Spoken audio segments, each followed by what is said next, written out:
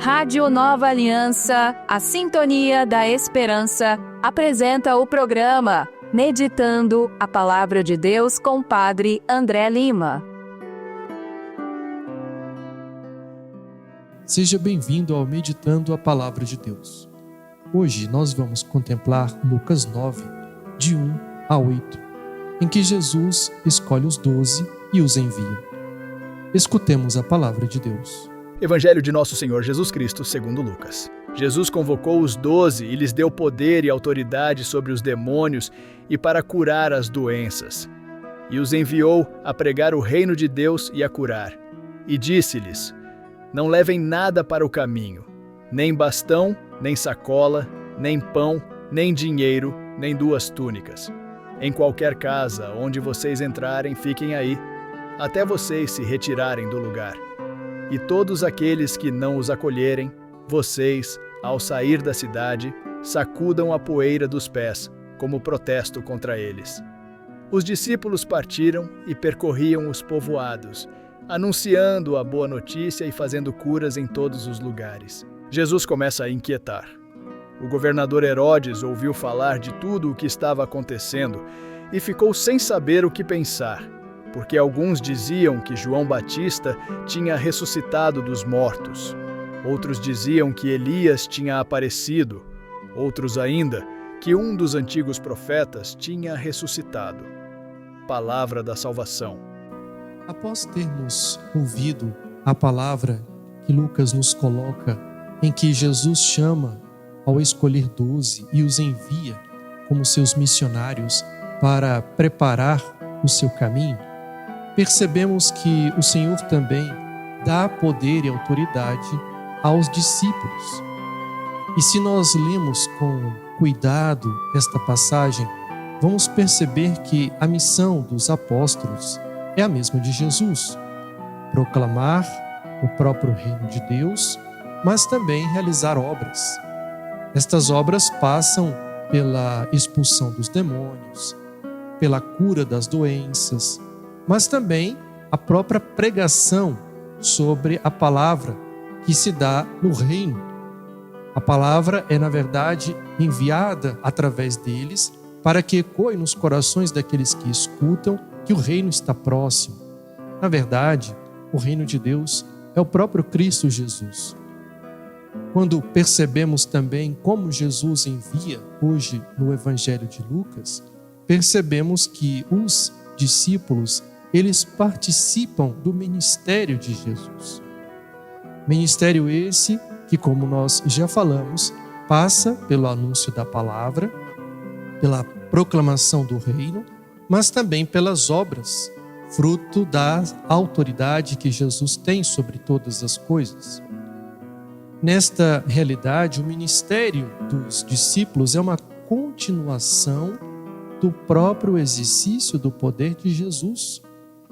E eles se assemelham a Jesus nesse aspecto porque Jesus é que os chama, os capacita e os envia. E este envio, ele tem uma peculiaridade. Jesus diz que eles não devem levar as provisões que eram costumeiras na sua época. Levar bolsas, comida, dinheiro, cajado, porque eles se deslocavam a pé de cidade em cidade. Algo que nos chama realmente a atenção é por que Jesus não deixa que eles levem tais coisas que eram comuns na sua época. Aqui há um entendimento teológico, pois essa proibição de não levar, ela indica justamente que o discípulo que é enviado pelo Senhor, ele tem a capacidade de exercer o seu ministério baseando-se na esperança das palavras do Senhor. E, em outras palavras, a confiança.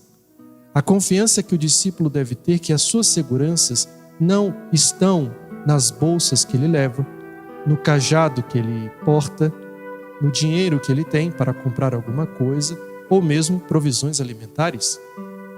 A palavra do Senhor é a força, é a certeza, e a partir do próprio envio é que o discípulo precisa confiar. É um exercício de confiança em que o próprio discípulo se desprende de suas seguranças e passa a acreditar e ter a sua segurança na palavra de Cristo que o envia. O serviço dos discípulos, então, ele é baseado nesta segurança, nesta confiança no próprio Cristo Jesus. Se Jesus chamou, se Jesus capacitou, se Jesus envia e dá esse poder, o próprio Senhor, na sua palavra, dará a capacidade de que o discípulo possa sobreviver às intempéries dos vários deslocamentos, mas também das adversidades na sua missão. Também percebemos que não levar nada e apenas confiar na palavra significa também um ato de pobreza, um ato de desprendimento, um ato de simplicidade que o mensageiro, o discípulo, precisa ter. Tendo também a coragem de saber que, assim como Jesus é rejeitado em muitas cidades, eles também assim o serão. A verdadeira segurança do mensageiro, do missionário, do discípulo é o próprio Deus. É aquilo que Ele promete. E nesse aspecto somos desafiados a confiar no Senhor, a nos colocar diante da palavra do Senhor, a nos lançarmos verdadeiramente neste envio, nesta missão, pois Deus é a coisa mais importante de tudo. E aqui nós lembramos também do primeiro mandamento: amar a Deus sobre todas as coisas, confiar nele. E isto o discípulo é, na verdade, testado na sua missão. E esse teste não é simplesmente para passar ou ser reprovado, mas é, na verdade, para aprofundar a relação íntima que o discípulo tem que ter com Deus a partir da sua confiança, da sua esperança e, claro, da sua resposta de amor a este chamado. A partir disto, podemos ir às perguntas que são propostas para hoje. Sinto que Jesus também me envia a testemunhar o reino onde estou. Sem dúvida nenhuma, cada um de nós, ao ser batizado, também é enviado. E ao ser enviado, precisa ter esta simplicidade, esta pobreza no coração, esta confiança, essa perseverança e a vontade de responder ao amor de Deus. Somos todos testemunhas hoje do reino. E nós somos testemunhas nos lugares em que nós habitamos, naquilo que nós fazemos e nos círculos de pessoas que nós transitamos. Na segunda pergunta nós temos: como é minha experiência de ser testemunha do Evangelho onde eu estou, a partir daquilo que faço? Tem algum fato interessante para partilhar? Sem dúvida nenhuma, cada um de nós, nos nossos círculos, onde nós estamos meditando nas nossas pequenas comunidades eclesiais, onde a palavra de Deus está no centro, nos ilumina e ilumina a nossa vida, os nossos gestos, nossa experiência e, claro, fatos que podem nos ajudar a perceber que somos chamados a sermos testemunhas o tempo todo. Desde que pegamos o veículo para nos deslocar ou pegamos o ônibus, qual é o nosso comportamento no trânsito? Como é o nosso comportamento quando nós estamos nos divertindo? Como é o nosso comportamento, o nosso testemunho dentro da família? Enfim, tantos ambientes os quais nós ali somos testemunhas. E neste aspecto temos muito a compartilhar uns com os outros para que nesta partilha nos ajude também a gerar um ardor ou renovar o ardor no nosso coração de continuarmos a testemunhar o reino. Após, então, vermos estas perguntas, vamos ao nosso padre da igreja de hoje.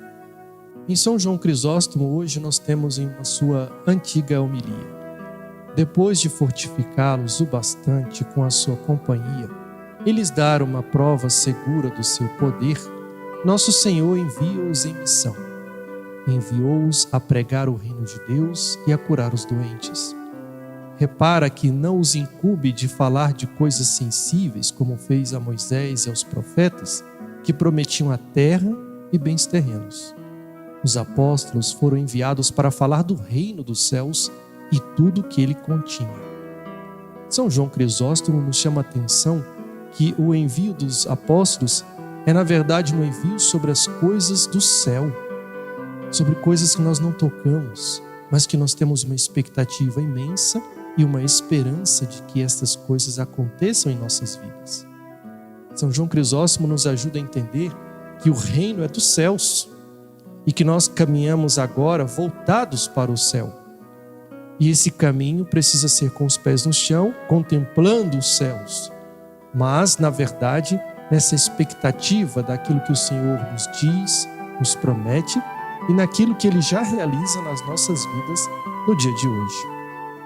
A partir disto, podemos perceber São João Crisóstomo que nos coloca que a diferença agora ela é imensa. É a consumação que se dá no próprio envio da igreja que acontece hoje sobre as realidades do céu. Louvado seja nosso Senhor Jesus Cristo.